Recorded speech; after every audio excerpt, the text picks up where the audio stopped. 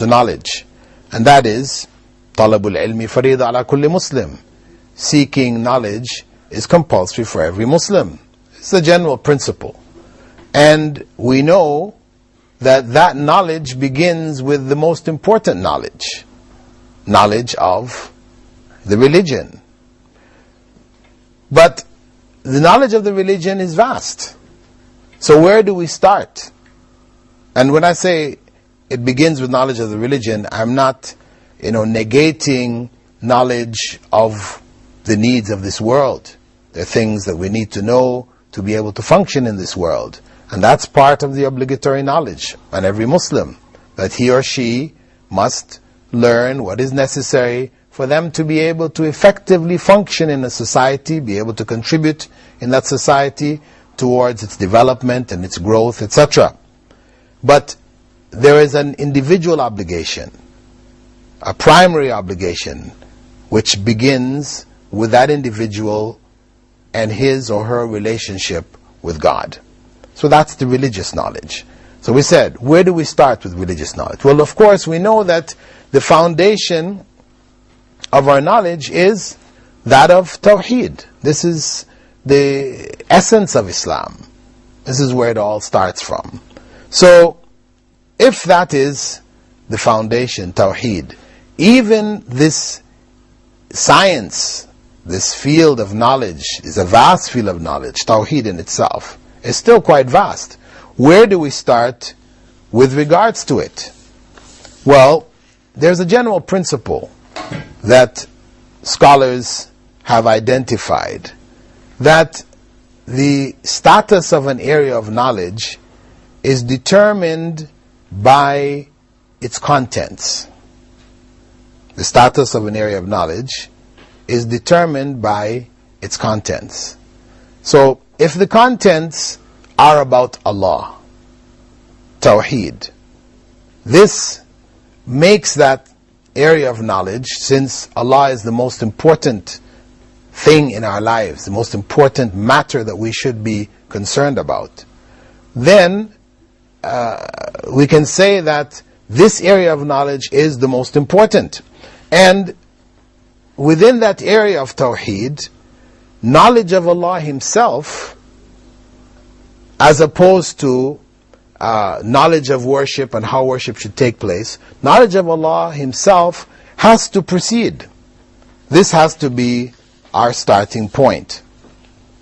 So, we can say without any hesitation that what is known as knowledge of Allah's names and attributes, this is the most important area of knowledge.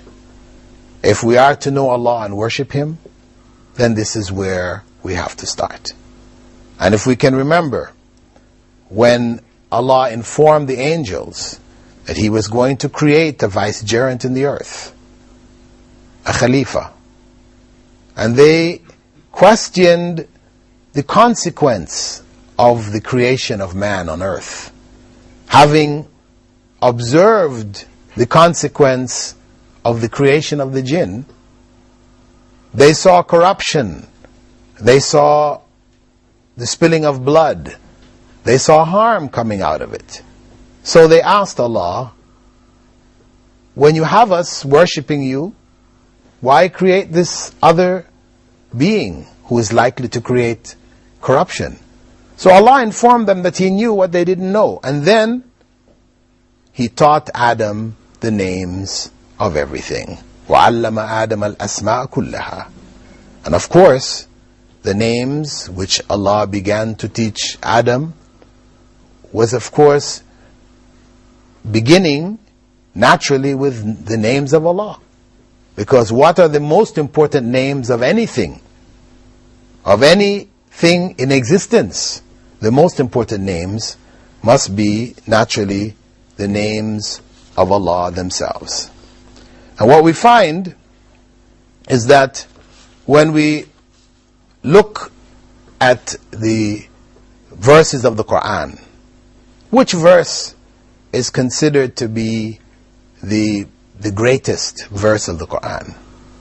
That is the verse known as Ayatul Kursi, Why? Why is Ayatul Kursi considered to be the greatest? Because it focuses on the names of Allah. There's a particular narration which confirms that, which was narrated by the companion Ubay ibn Ka'b, and he had said that the Messenger of Allah had asked him, "O Abul Munzir," and that was his nickname, "do you know which verse of Allah's book is greatest relative to you?" Because obviously relative to Allah, they're all the same. I replied, said Ubay ibn Ka'b, "Allah and His Messenger know best." He asked me again, "O Abul Munzir, do you know which verse of Allah's book is greatest relative to you?" So, at this point, he responded saying, "Allah, there is no God but He, the ever-living, the self-subsisting." And the Prophet ﷺ then patted his chest and said, "May knowledge always be pleasant for you, O Abul Munzir." This is Ayatul Kursi. Also, in the Quran, we have the surah known as Surah Al-Tawheed, or Surah Al-Ikhlas, that this surah has been identified as being equivalent to 1/3 of the Quran in a number of narrations from the Prophet ﷺ. And why is that? If we look at Surah Al-Ikhlas, what we're talking about here is Allah's names and His attributes, clarifying who is Allah.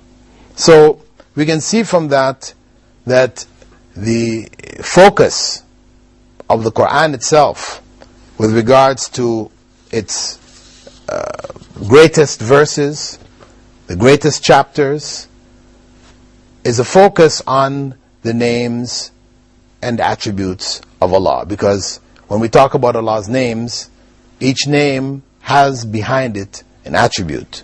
So this is why we have to consider the meaning of Allah's names also from that perspective. Having understood that, as we said, that our program will focus on the names of Allah and how they may be understood with regards to Allah, and how we may practice them in our lives. We have a particular hadith in which Prophet Muhammad ﷺ had identified a number of names of Allah. This is the hadith commonly referred to as the 99 names of Allah, in which the Prophet ﷺ said, "Inna lillahi tis'atan wa tis'ina asman, man ahsaha dakhala al-jannah." Indeed, Allah has 99 names. Whoever counts them will enter paradise.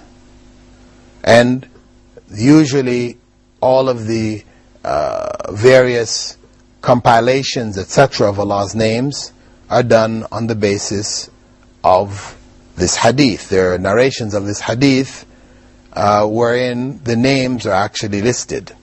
However, I should point out here that those narrations are in fact not authentic. There is no authentic narration in which all 99 names or 99 names are identified. We just have the general statement of the Prophet ﷺ in which he tells us that whoever counts these names or guards them or memorizes them, different narrations have different implications, then they will go to paradise.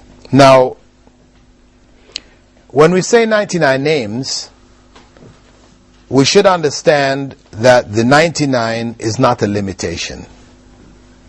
It doesn't mean that Allah has only 99 names.